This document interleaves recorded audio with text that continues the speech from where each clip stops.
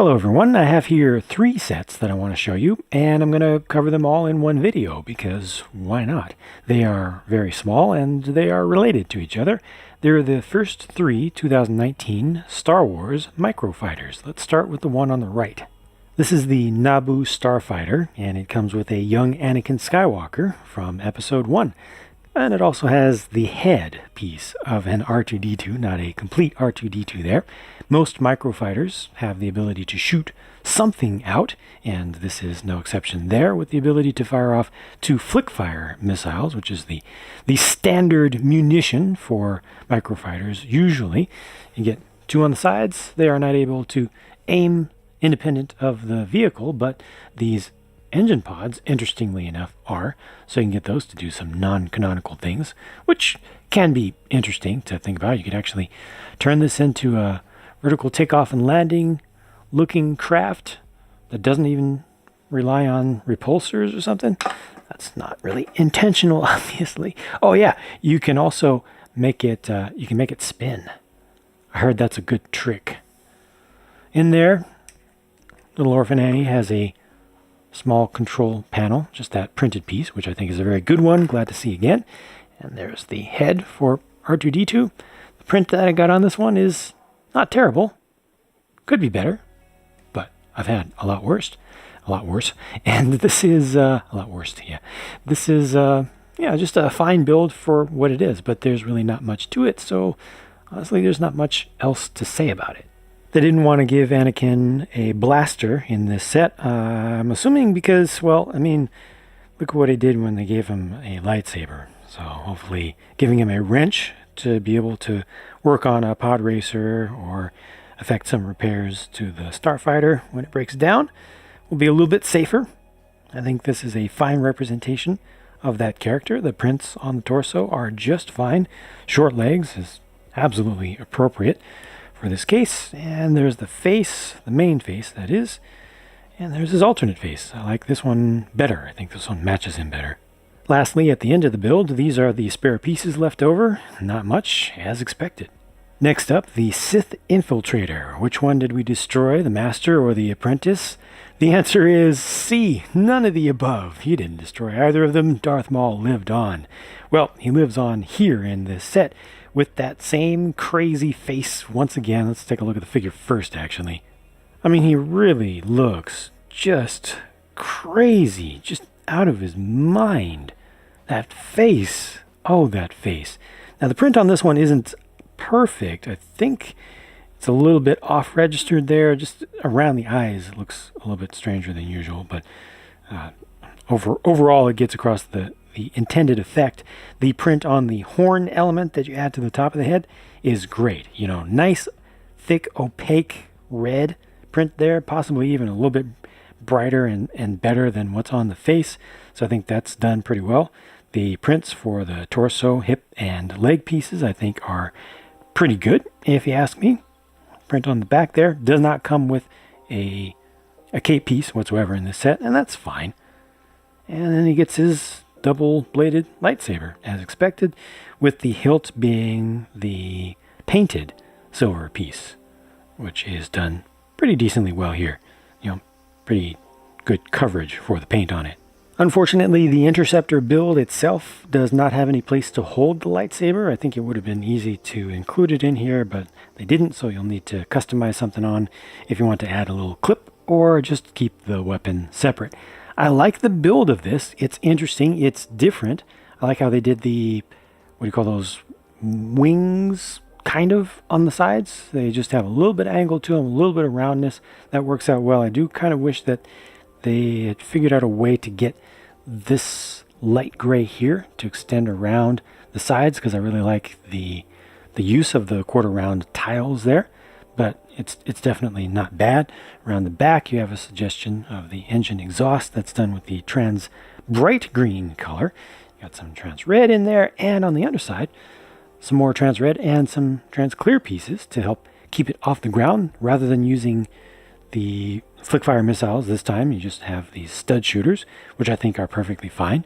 They're integrated in nicely. You can easily leave them off if you absolutely hate them, but I think that the little splash of red adds to this, and their placement is good, and it's easy to just kind of fly this around and just hit that with one finger, hit that with another finger. I like the little bit of sideways building right there in the center of the fuselage as well, with the roller skate piece on its side. Yeah, I do like the build of this for what it is. You know, for a microfighter. It is just a microfighter. Those generally aren't particularly impressive, but for what it is, yeah, I think this is pretty well done, and it's a pretty cheap way to get a maul. The spare pieces for this set include a couple of extra studs for the stud shooter. You get one of those black roller skate pieces, an extra horn head add-on piece. I mean, for the size of this set, for how few pieces it has in total, you get some pretty nice ones as extras.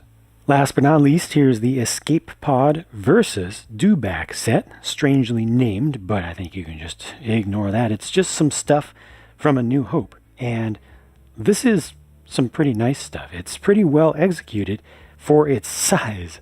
The Blockade Runner Escape Pod holds the droids a little bit awkwardly, especially R2-D2, who's just attached to a rather high-mounted jumper there.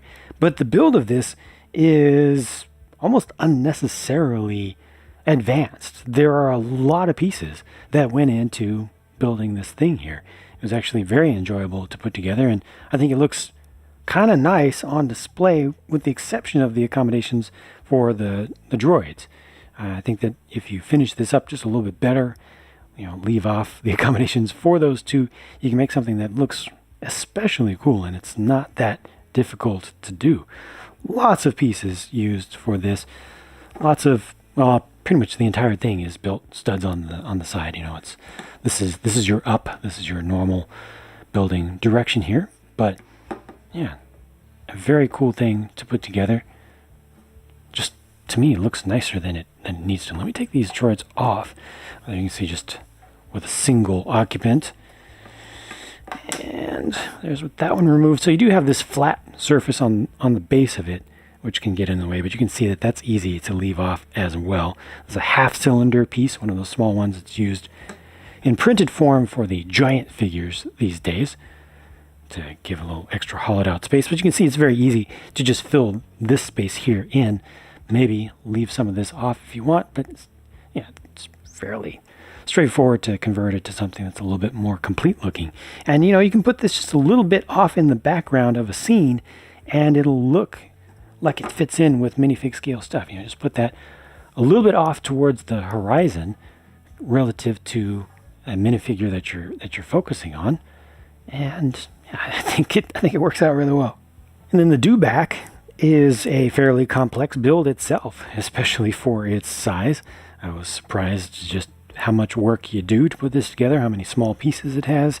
It has the ball joint pieces, the modified plate pieces, embedded well into the body, so they are centered up nicely, and you're able to move the head up and down, rotate it. I think that's the most useful bit of articulation there. Rotating it from side to side, kind of make it look like it's looking up at you a little bit, giving you a little bit of attitude, or you know, wondering what's going on, what are you going to do next. They left the open studs there on the front to represent nostrils for it. That's smart. A little bit of suggestion of lower jaw down there as well. The tail has a ball joint on it, so you can rotate that, you know, kind of shift it side to side, just to, you know, if you have multiple of these, then you can make them look a little bit different in their overall pose. And the legs are set up simply, and yet they look like they're kind of in motion. You know, it's just changing those inverted slopes forward to back, or back to forward. I think it looks good. Also change the angles of the feet a little bit to make it look like it's moving. So yeah, it just gives you some options there. The accommodation for the rider is very good, with the suggestion of the saddle. You're able to ride with everything on, just barely. He does have to lean forward a bit, but you even get a little clip over on the side to hold on to one weapon. That's a long gun that is included with this set. No stud shooter, an actual good looking blaster, very nice. And there's an extra clip over here. So yeah, this just works out well. The only thing that's missing is a set of reins, but I think that's completely forgivable. And with the trooper off, that's how that looks. use the modified, I used to just call them 1x3 jumpers. How's that? 1x3 jumpers with 2 studs on top. Yeah, this is actually pretty cool looking. And then comparing this to the most recent fully molded up Dewback, the difference in size is not that great. The fully molded one is quite a bit taller, it's a bit girthier, but the length, it's not that far apart. You could see these as being just different sizes of Dewbacks. You could see them as being different ages, or you could just go with this as a standard. It's a lot easier to get these, I think. It would be cheaper. As for the choice of color, I think that olive was probably a more accurate, closer to accurate choice, but I personally like the use of the sand green for this one. It just looks more interesting to me. I think sand green is a cooler looking color in LEGO, just as it has been established. This just always looks a little bit, I don't know, a little bit decayed to me, intentionally. It's a good color to have in the palette, but I like this better. I think it looks cool, and it was fun to put together. Here's a closer look at the 2 droids with no surprises here. Watch the lower band of dark blue on R2's head as I turn it around. It gets wider, turns up, goes up, and it turns back to the side, and everything is just kind of bent as it goes around. That's just my luck. I almost never get ones that look proper, actually horizontal. They're almost always pretty bad. This one has some weirdness that I haven't usually seen with the changes in thickness there, but these are just normal versions of each character. The so-called Sand Trooper here, though, is the first alternate print version of the new Stormtrooper helmet for 2019, which is dual molded with white and black plastics to make it a little bit more consistent. And whether you like this or dislike it is up for debate and will vary from person to person. It's definitely quite different, and from some angles it looks fantastically realistic and proper. Here the neck has been raised quite a bit with the insertion of the pauldron and also the bracket to use on the back for the survival pack. But I think all the prints here look good, especially on the torso and the legs as well. No print on the hips. It's a little bit, I don't know, a little bit inconsistent, but only a little bit. Pauldron's pretty good. It's not the brightest of orange, though. I have to point out it's a little bit pale, but that's not such a bad thing either, given that it's been out in the sun. Yeah, you got a little buildable pack there, which I think is better than just using a single generic piece. And there's the print on the back of the torso, which most of the time you don't get to enjoy, but of course if you run one of these without the survival pack, it's great to have that print there and available to be shown. For the face, of course, Angry Clone. That's all they ever do on any figure anymore is Angry Clone and more Angry Clone and more. But it is what it is. Pretty good figure overall, I think. And lastly, here are the leftovers, including 1 extra printed eyepiece and 1 extra silver roller skate. And that's it for these 3. I guess the weapon does look better in the horizontal position, like that. The prices for these Microfighters are just normal, as they have been since the beginning. Obviously, the lowest value here objectively is the Naboo Starfighter one because it has the fewest pieces for its price, and it's also the smallest by volume, and it also has the least figure stuff in it because it has a short figure. Although, I mean, R2-D2's head counts for something, right? Maybe? I don't know. Not the strongest lineup overall, but this right here I think has a lot of good stuff going for it, and this is a cheap way to get an Anakin, a cheap way to get a Maul. That's a cheap way to get an Anakin, and yeah, they're just fun little things, not meant to be taken seriously. I did a build for all 3 of these sets also together in one single video on my build channel, so you can check that out. If you'd like to, I will link to it right now because I'm done, and I'll talk to you again soon.